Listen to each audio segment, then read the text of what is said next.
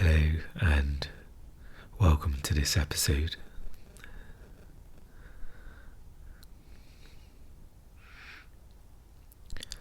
And as I was walking earlier today, I was, as well as listening to a podcast and walking mindfully, I was also taking in the scenery as well, and even the simple blades of grass or a tree. Sometimes we seek out the most beautiful scenery we can, but in a sense, beauty is all around us. It's okay to travel far and to go to certain exotic places, but you can even see the beauty in a blade of grass, and that's all in the present, being present.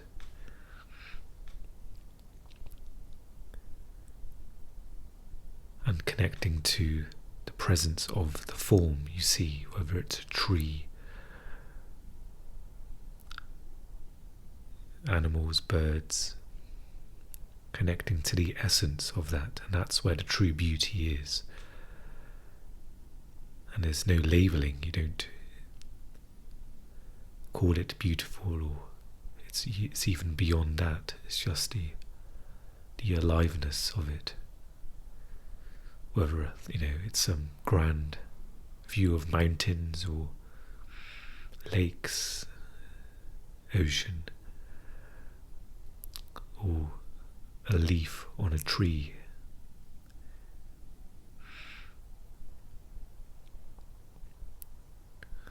And this is observed when you're dealing with people as well. You're dealing with their essence.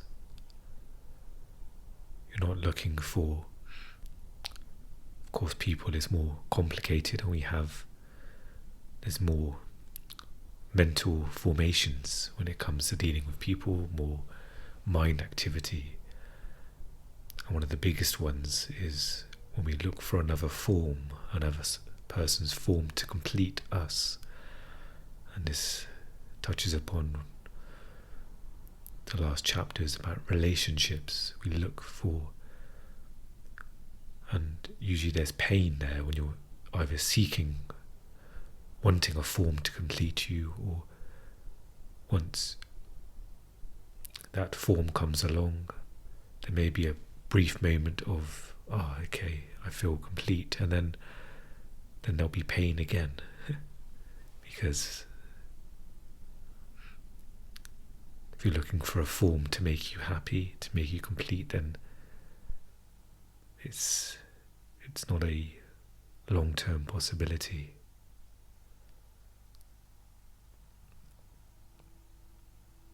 It starts with you and your essence, and then forms can be enjoyed and honoured. You're not needing the form, but you're honouring it, honouring the unfolding. If we stick with relationships, if someone comes into your life, you are deeply rooted in your own essence, so you are complete in yourself. Then you're also honouring the other person's form and their essence as well, but you're not depending on their essence or their form to complete you.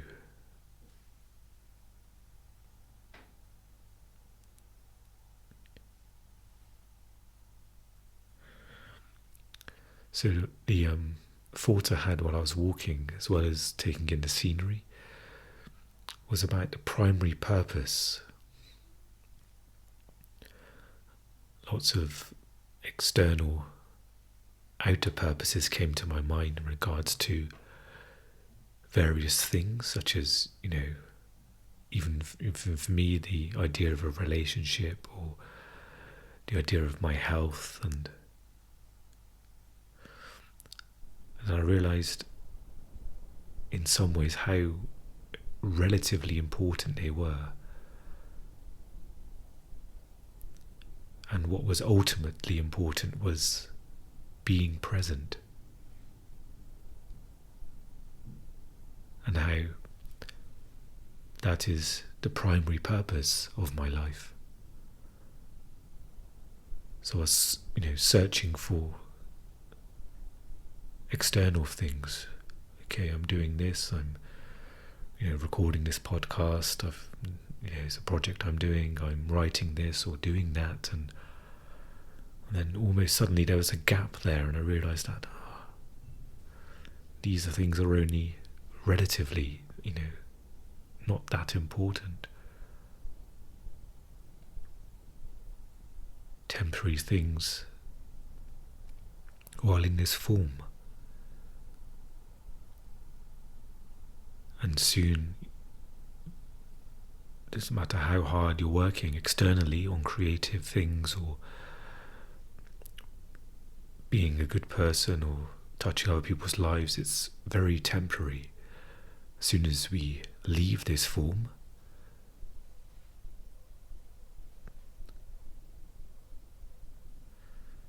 then what happens afterwards?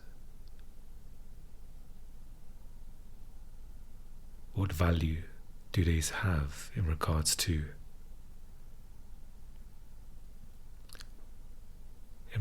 your own journey?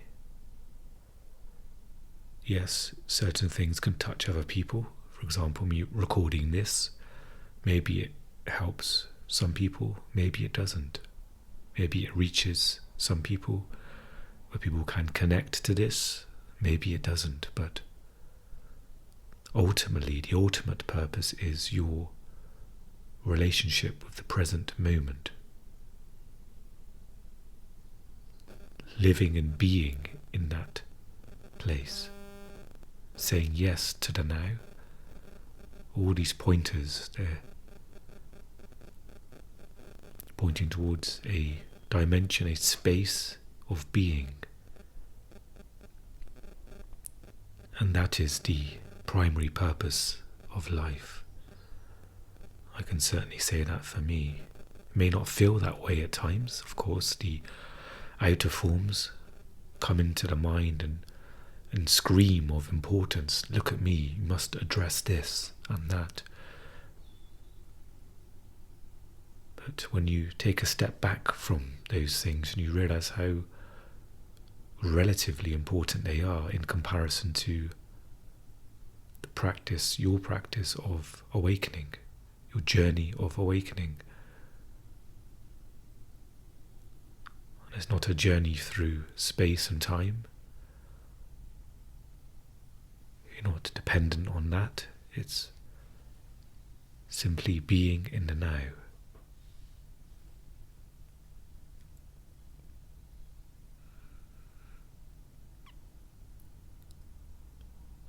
And it's using this place to play with form,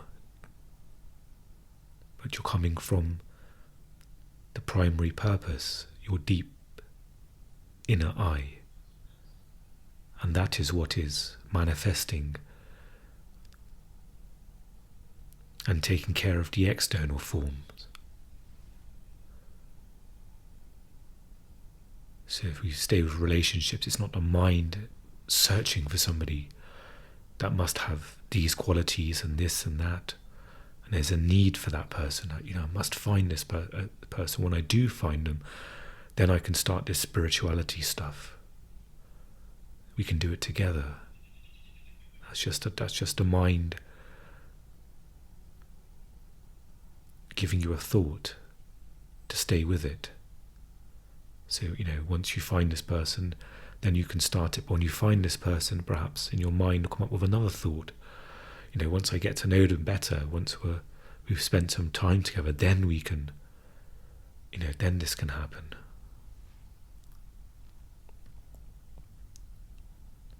And the mind's never satisfied as well. Mind, may say, once this person comes into my life, I'll be happy, I'll be okay. But I think you can look at that and realize that's not the case. Yes, there may be some temporary happiness. Sometimes they call it the honeymoon phase, when you enter into a relationship and you're both trying to be the best versions of yourself and please the other person. There's all this happiness and joy, but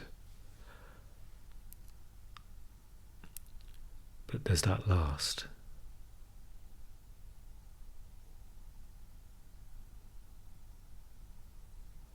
Is there something that recedes, or where you have to put in even more effort to keep up that level of happiness, where you have to almost construct it, figure out ways to keep it going?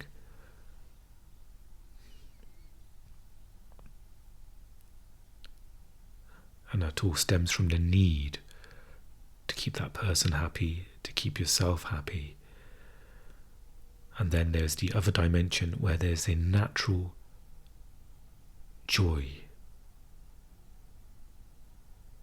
The natural joy of being, where you don't have to figure things out, manipulate and construct things and try to plan, and it's all here in the now.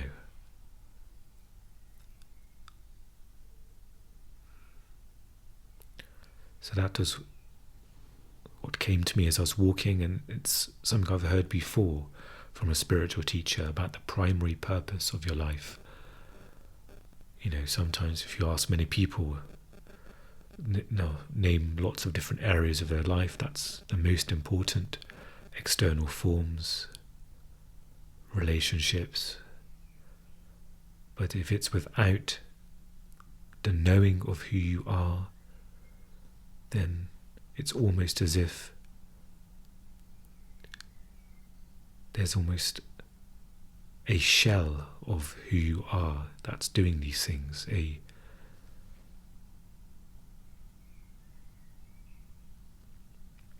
and shell being the mind, which is trying to almost artificially construct and create order for your world, but itself is chaos.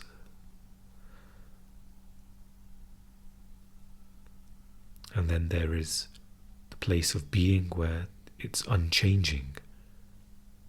It itself is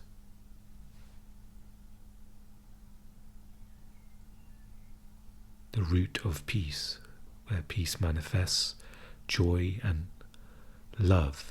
Love in the sense where it's not a needing love, I need you to love me. It's an emanation of love, a vibration, where that love is seen in others, because it's the essence is seen in yourself. Then whatever form comes there, you can love that form. And it's not choosing, I love this person, but I don't love that person. When you're connected to the deep I, the essence which you can call love as well, then you realize that oneness is in this person, it's in the leaf of a tree, an animal, and you'll be connecting to all of these, and there's no judgments or conditions made. No hierarchy of love where you may love this person a bit more than that one. Yes, you may have a close connection with one person where you may feel the presence more deeply with one person than another, and that could be the person you end up being in a relationship with, but there isn't more love in so many words than the other. It may be seen more in one person, but you're seeing it from that same essence, that same place. You're not seeing the image of who that person is. And often in the mind is we love the person's image, our constructed image of them, of who they are.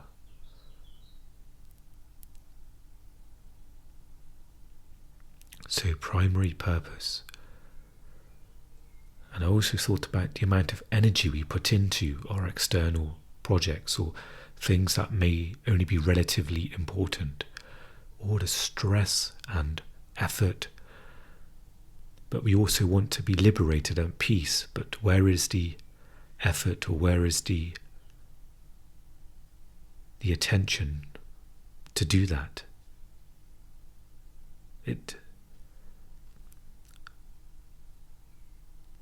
So I was thinking about the primary purpose and that, how it often gets neglected. We want peace of mind and to be happy, but there is no attention, no, work's not the right word, but no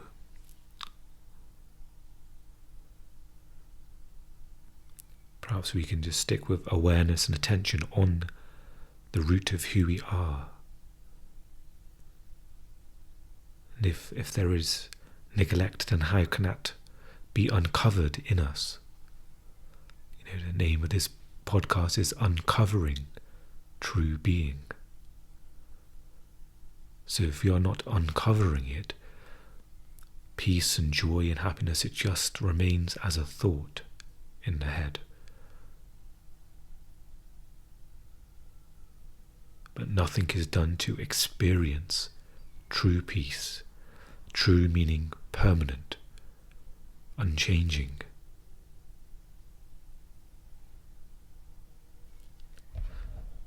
Okay,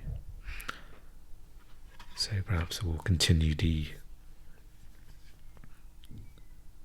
power of now.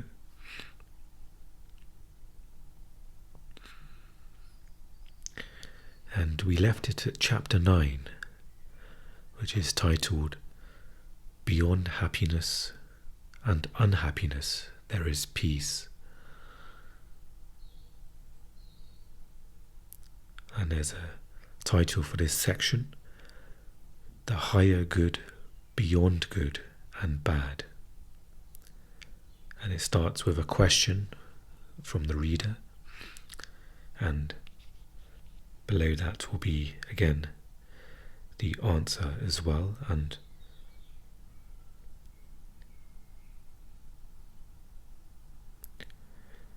when there is another question in amongst a narrative, I will try and make that aware as well. So, and then I will go straight into the answer. So it's almost a conversation with the reader that Eckhart is having. Is there a difference between happiness and inner peace?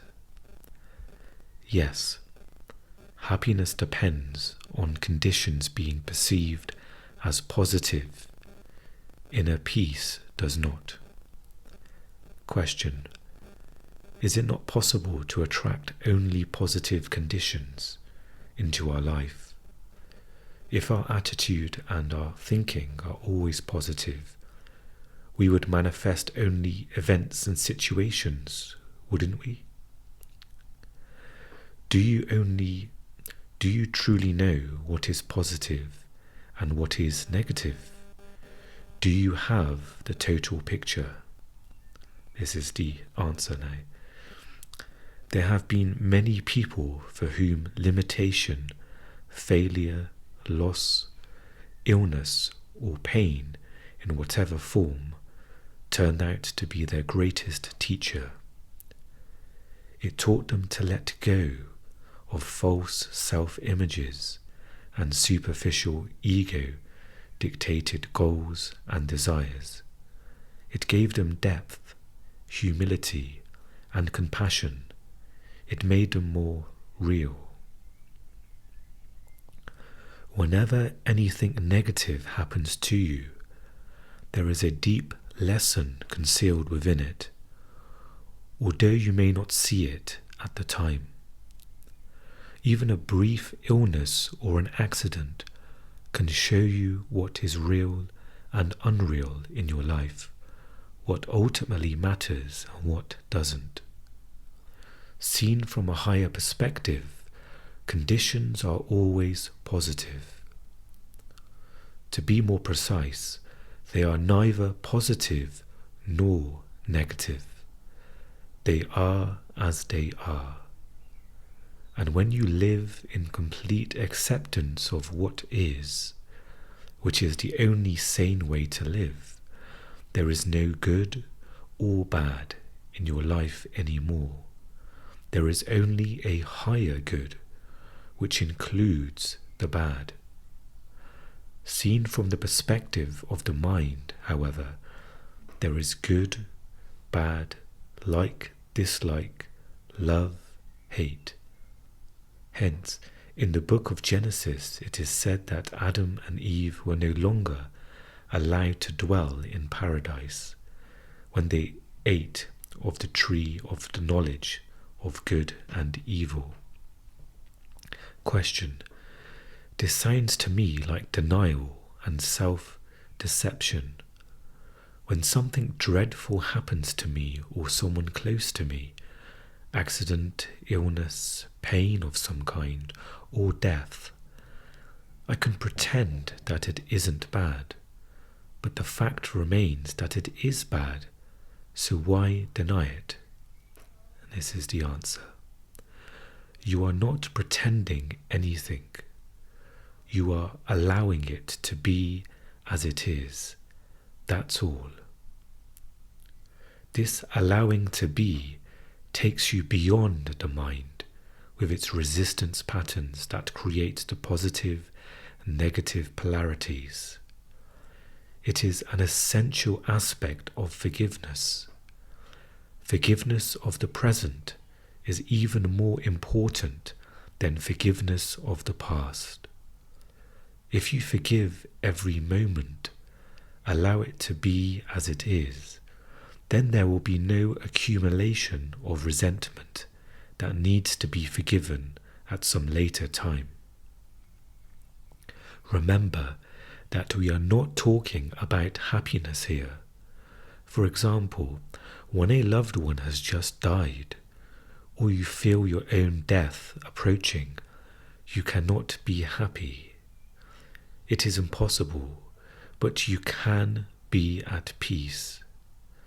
There may be sadness and tears, but provided that you have relinquished resistance, underneath the sadness, you will feel a deep serenity, a stillness, a sacred presence.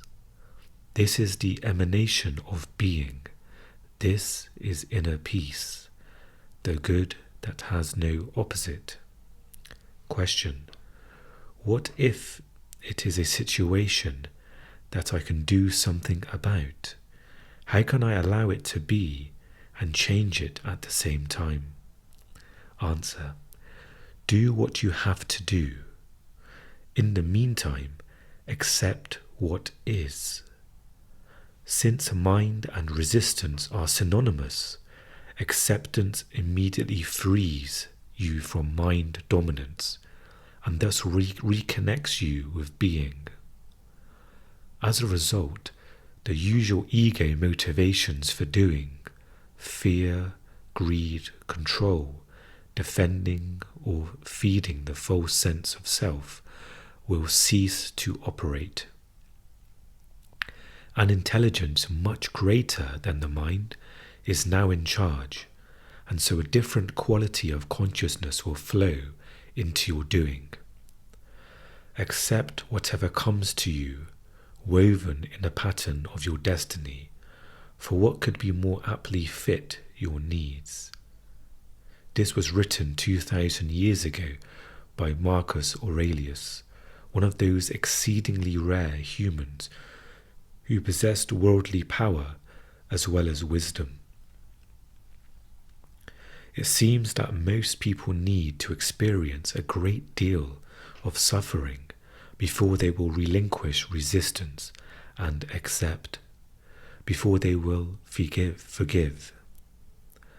As soon as they do, one of the greatest miracles happens, the awakening of being consciousness through what appears as evil, the transmutation of suffering into inner peace. The ultimate effect of all the evil and suffering in the world is that it will force humans into realizing who they are beyond name and form. Thus, what we perceive as evil from our limited perspective is actually part of the higher good that has no opposite. This, however, does not become true for you except through forgiveness. Until that happens, evil has not been redeemed and therefore remains evil. Through forgiveness, which essentially means recognizing the insubstantiality of the past and allowing the present moment to be as it is, the miracle of transformation happens not only within, but also without. A silent space of intense presence arises both in you and around you. Whoever or whatever enters that field of consciousness will be affected by it, sometimes visibly and immediately, sometimes at deeper levels, with visible changes appearing at a later time. You dissolve discord, heal pain, dispel unconsciousness without doing anything, simply by being and holding that frequency of intense presence. And here we come upon the symbol that ends this section, and also I believe is to reflect on what is being read.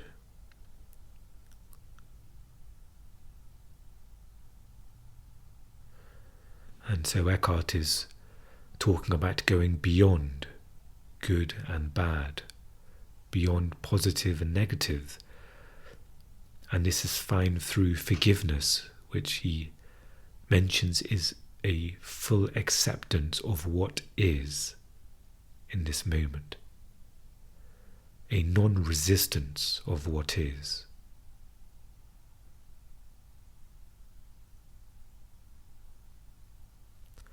And this is one of the hardest things to do often, especially when dealing with people, is accepting what is instead of reacting to what is, thinking about what is in this moment.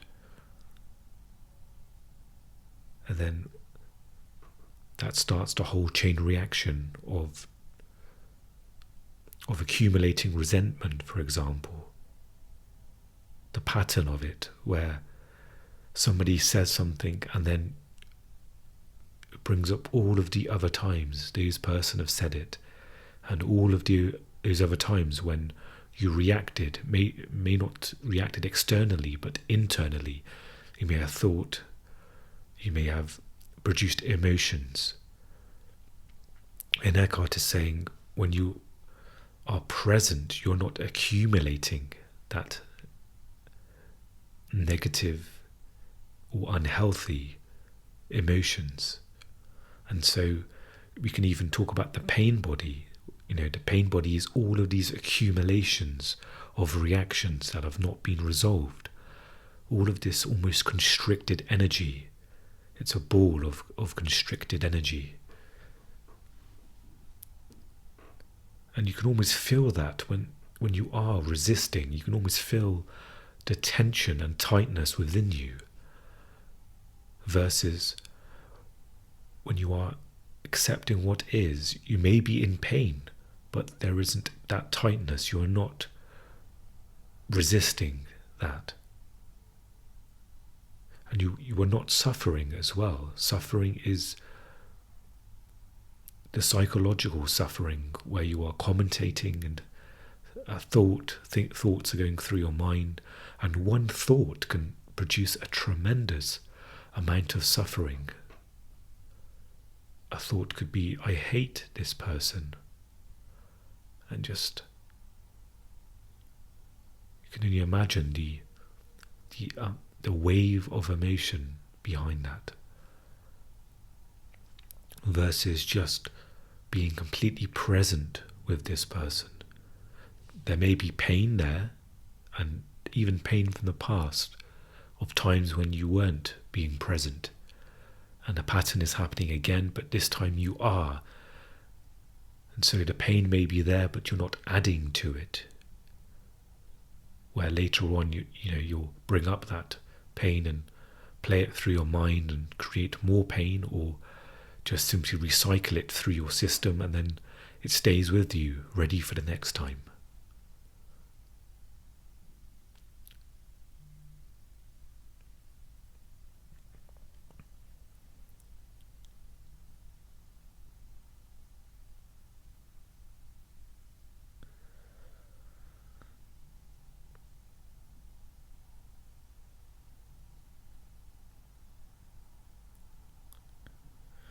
And Eckhart says in what we just read, it seems that most people need to experience a great deal of suffering before they will relinquish resistance and accept.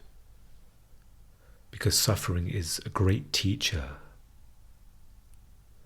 We are conditioned with our mind, so when we are in these places, we do resist, we fight with our minds, because that's how we've been trained, conditioned.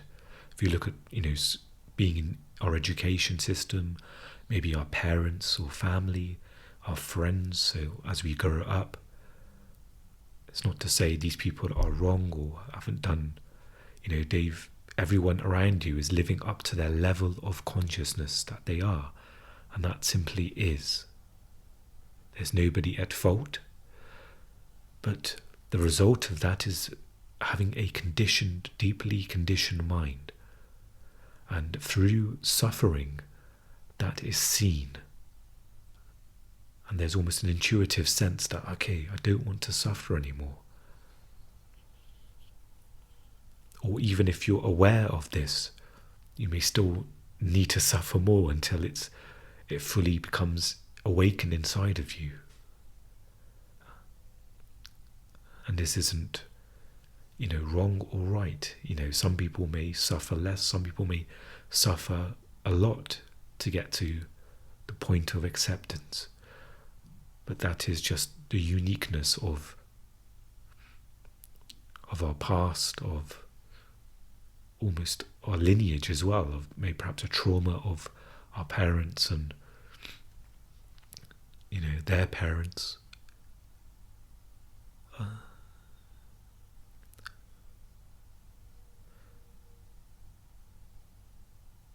But we go back to the simplicity of the now, a simplicity that's beyond simple, that goes, that almost, for me at least, often gets covered up very quickly by the mind. A simple thought can completely cover it up, and that's not to say its presence is not as strong as the mind, it's just that we are more identified with the mind. Our habitual pattern is so deep that it takes only a small thought to cover up the vastness of now. That's how conditioned the mind is. And it's thousands of years, hundreds, so many years. I wouldn't even talk about numbers, actually, just a huge amount of conditioning. And this is not just your life, but human conditioning. There's incomprehensible amount of years of human conditioning where the mind's been slowly overused. And then there's your pain body, there's the collective pain body of perhaps those around you as well, and of the country you are in, that vibration that's there from what's occurred.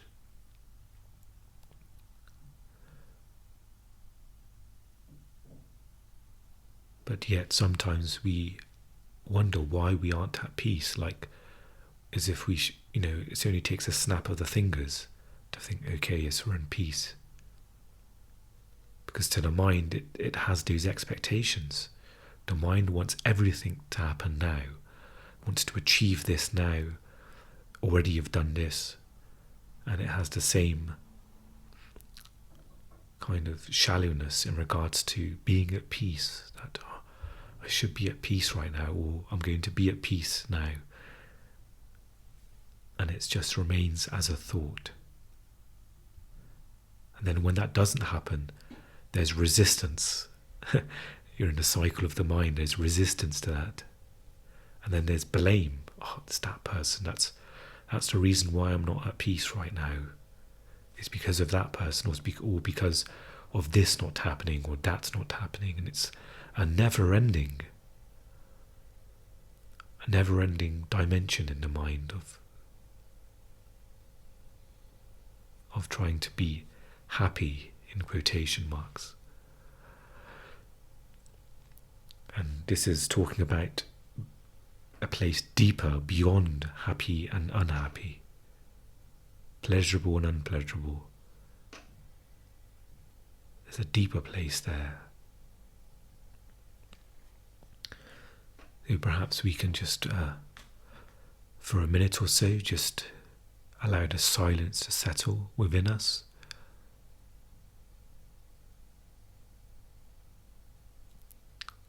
And just simply be for a minute or so, and then we can continue for a bit longer afterwards.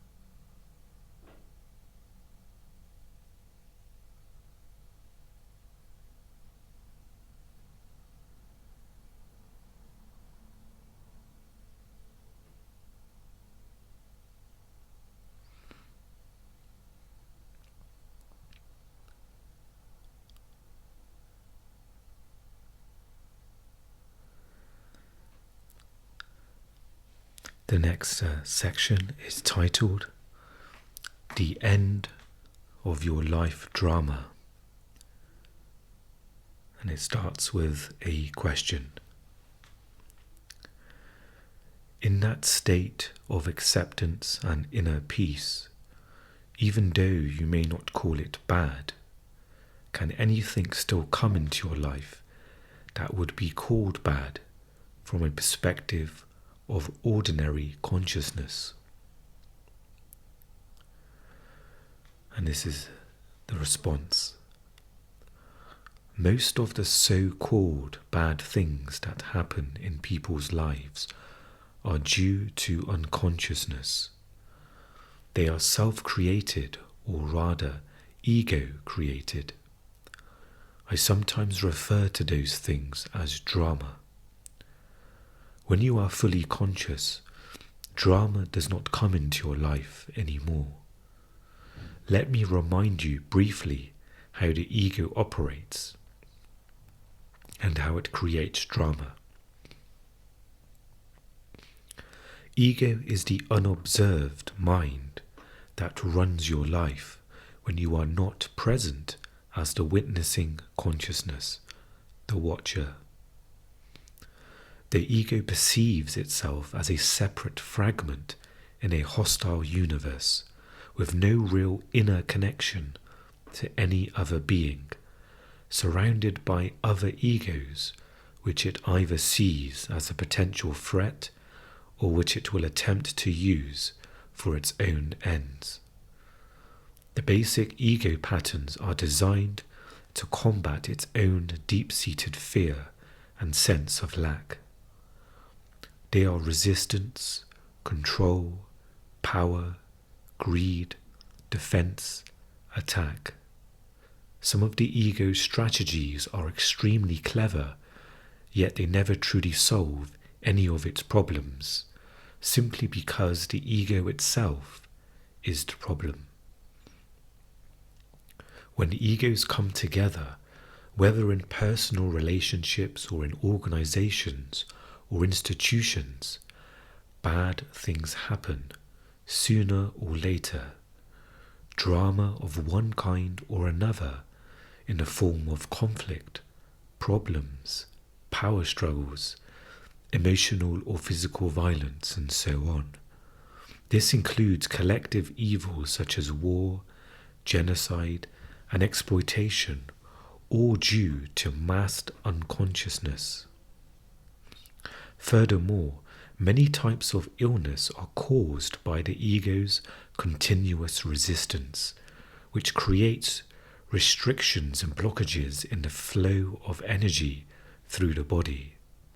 When you reconnect with being and are no longer run by your mind, you cease to create those things. You do not create or participate in drama anymore. Whenever two or more egos come together, drama of one kind or another ensues. But even if you live totally alone, you still create your own drama. When you feel sorry for yourself, that's drama. When you feel guilty or anxious, that's drama. When you let the past or future obscure the present, you are creating time, psychological time, the stuff out of which drama is made. Whenever you are not honouring the present moment by allowing it to be, you are creating drama. Most people are in love with their particular life drama. Their story is their identity. The ego runs their life. They have their whole sense of self invested in it. Even their usually unsuccessful search for an answer, a solution, or for healing becomes part of it. What they fear and resist most is the end of their drama. As long as they are their mind, what they fear and resist most is their own awakening. When you live in complete acceptance of what is, that is the end of all drama in your life. Nobody can even have an argument with you, no matter how hard he or she tries. You cannot have an argument with a fully conscious person. An argument implies identification with your mind and a mental position, as well as resistance and reaction to the other person's position. The result is that the polar opposites become mutually energized. These are the mechanics of unconsciousness. You can still make your point clearly and firmly, but there will be no reactive force behind it, no defense or attack. So it won't turn into drama. When you are fully conscious, you cease to be in conflict. No one who is at one with himself can even conceive of conflict, states A Course in Miracles. This refers not only to conflict with other people, but more fundamentally to conflict within you, which ceases when there is no longer any clash between the demands and expectations of your mind and what is. And there's a title for this section. It's called Impermanence and the Cycles of Life. And the answer is continuing from the previous question. It's just giving a title for what Eckhart is talking about now. However, as long as you are in the physical dimension and linked to the collective human psyche, physical pain, although rare, is still possible. This is not to be confused with suffering, with mental emotional pain. All suffering is ego-created and is due to resistance. Also, as long as you are in this dimension, you are still subject to its cyclical nature and to the law of impermanence of all things, but you no longer perceive this as bad. It just is. Through allowing the isness of all things, a deeper dimension underneath the play of opposites reveals itself to you as an abiding presence, an unchanging deep stillness, an uncaused joy beyond good and bad. This is the joy of being, the peace of God. On the level of form, there is birth and death, creation and destruction, growth and dissolution of seemingly separate forms.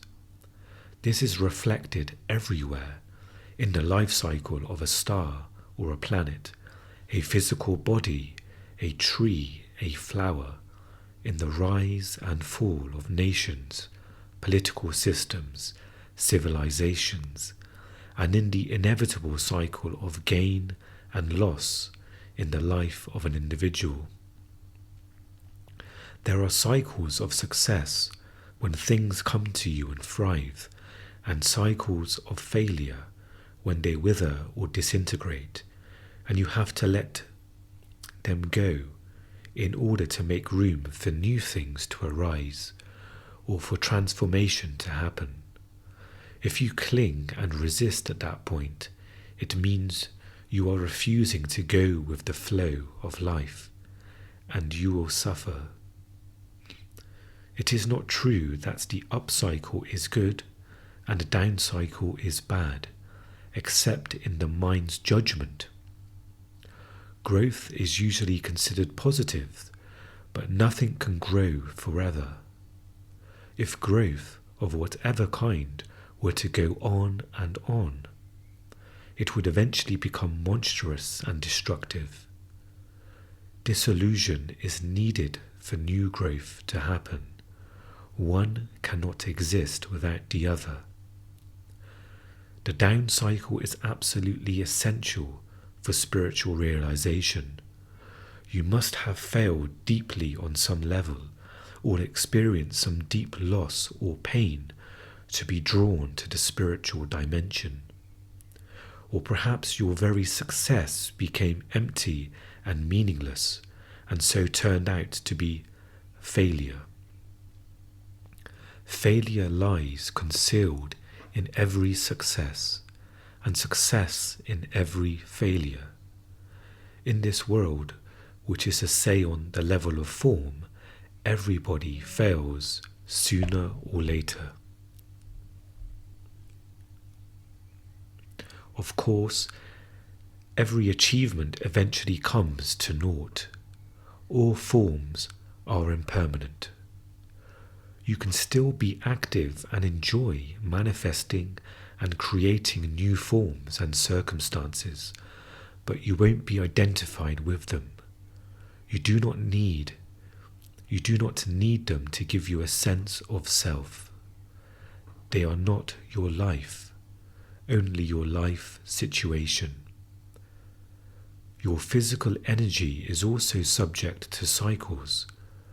It cannot always be at a peak. There will be times of low as well as high energy. There will be periods when you are highly active and creative, but there may also be times when everything seems stagnant, when it seems that you are not getting anywhere, not achieving anything. A cycle can last for anything from a few hours to a few years. There are large cycles and small cycles within these large ones. Many illnesses are created through fighting against the cycles of low energy, which are vital for regeneration. The compulsion to do and the tendency to derive your sense of self-worth and identity from external factors such as achievement is an inevitable illusion as long as you are identified with the mind. This makes it hard or impossible for you to accept the low cycles and allow them to be. Thus, the intelligence of the organism may take over as a self-protective measure and create an illness in order to force you to stop, so that the necessary regeneration can take place. The cyclical nature of the universe is closely linked with the impermanence of all things and situations. The Buddha made this a central part of his teaching.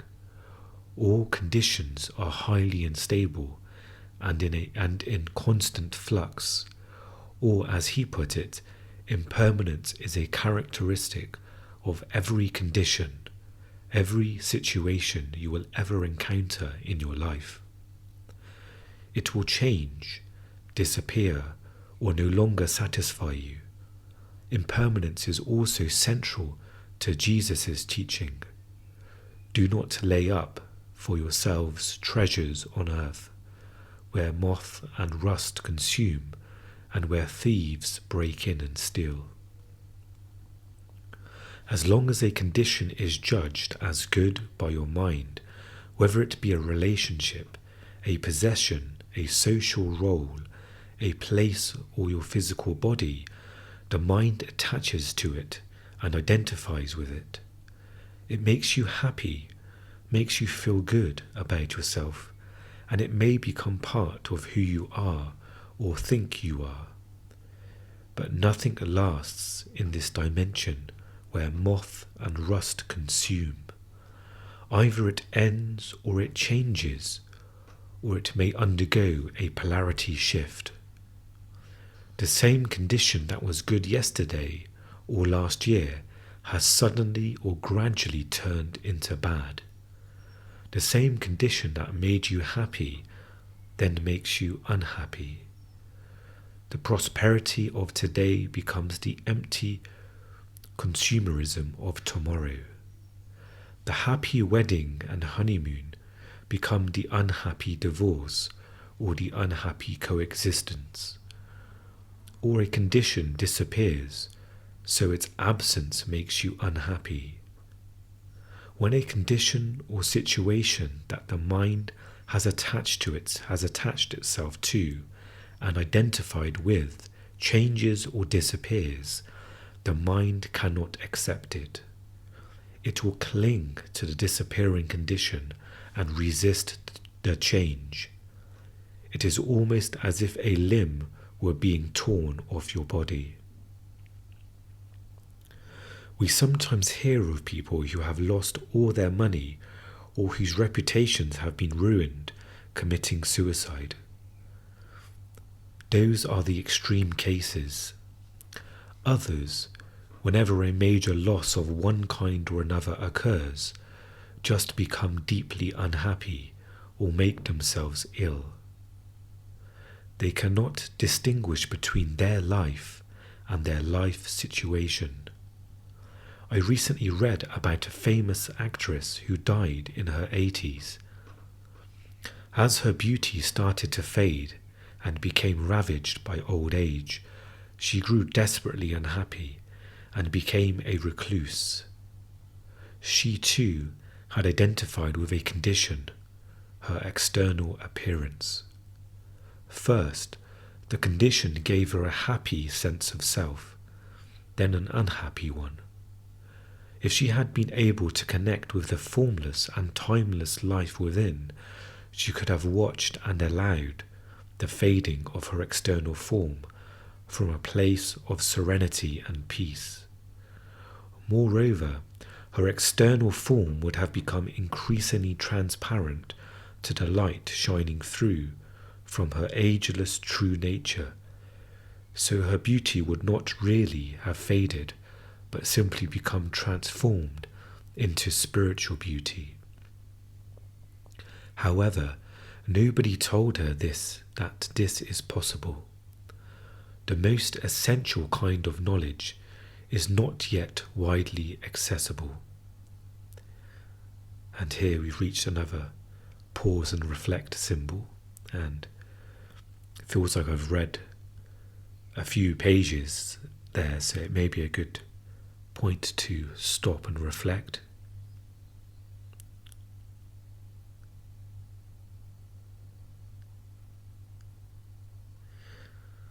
And so here Eckhart is talking about the impermanence and the cycles of life.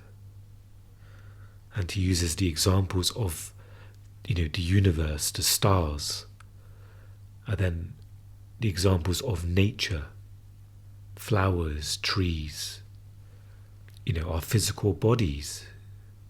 They go through various cycles of, high energy or vitality, and then perhaps there's times when that is not felt.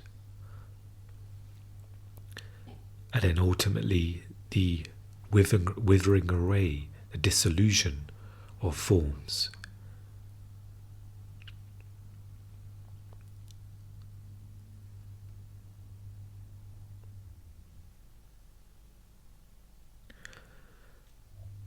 And even the impermanence of, the things we do, success or a relationship. If we're fully identified with the mind, we mentioned this a bit earlier, you're dealing with the impermanence, the constant changing of forms, but the mind, it wants to keep things as they are. If it's a happy relationship, it wants to hold on to the happiness there. And when it's slipping away, there's a resistance to it. There's a fighting back with the mind. But you're almost going against the nature of what is, the nature of the cycles of life. And it's not to say that every relationship, the love is going to fade, but it will only happen in the mind, when you're identified with the mind, when the foundation of the relationship, in this example, a relationship, the foundation of that is the impermanent mind, the changing mind, then that's when you'll be subject to those cycles and to suffering, to the resistance of the natural changes that happen, instead of accepting what is. And in the acceptance of what is, you are in the unchanging serenity, witnessing the change on the surface. And he used the example of physical appearance, which is a huge subject in this day and age. If you look at, social media and how bodies should be, especially for women, in this day and age, the way people are dressed,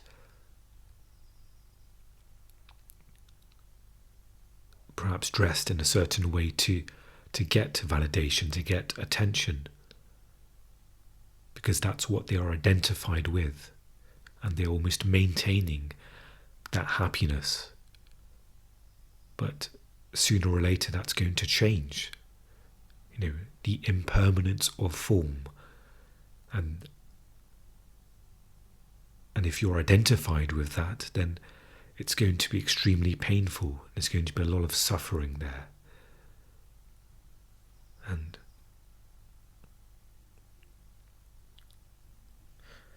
this obviously invites the subject of polarity, the good and bad. Yesterday I looked really good, and today not so good. Or you may look at pictures from 10 years ago and think, God, look how great and youthful and beautiful I looked then, and look at me now. There's that element of polarity that only exists in the ego state.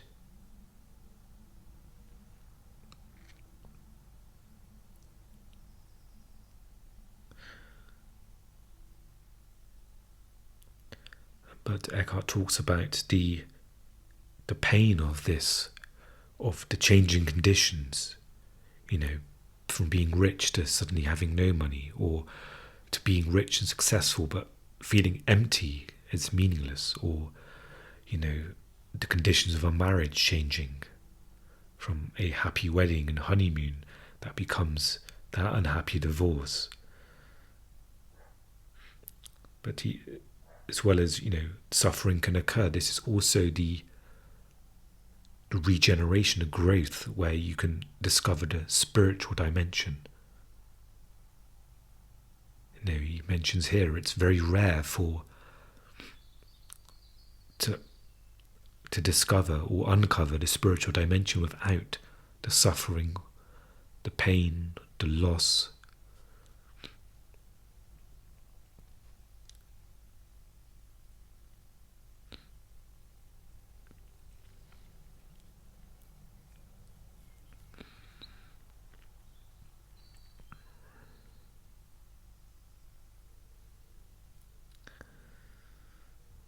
And just to quote one of the lines here as well, as long as a condition is judged as good by your mind, whether it be a relationship, a possession, a social role, a place, or your physical body, the mind attaches to it and identifies with it.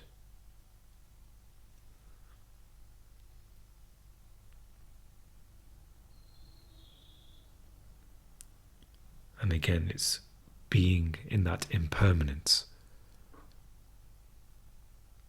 where you don't want things to change, but they inevitably do change, or they disappear, and then there is pain from the emptiness of that. And so Eckhart is saying, there is the place where you can step out of impermanence and just simply observe and watch it.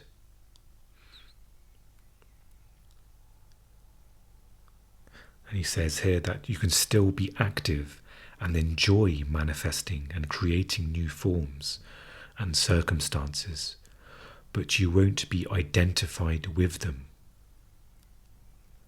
And he says you do not need them to give you a sense of self. They are not your life, only your life situation. And you can even compare this to, the start of this episode. The primary purpose is your life, and life occurs in the now, and everything else is the life situation, relationships, your career, your physical health and body. But the life is in the now. And when I mention physical health, it's the labels you have for your physical health, that I'm in good shape, or I'm this, I'm that. But the true physical health is in the now. And, even the example of the woman who lost her beauty because of her aging body, her opinion of her beauty changed to not being beautiful anymore. But there was a spiritual beauty underneath all of that. And Eckhart says, she didn't see that, and that wasn't able to come through and shine through her physical form. It was simply just the impermanence, being identified with the impermanence of her physical appearance. And so perhaps we can look at ourselves and think, what impermanence are we identified with? And for me, it would certainly be physical appearance. I have various things I'm not happy with, and I'm identified with that.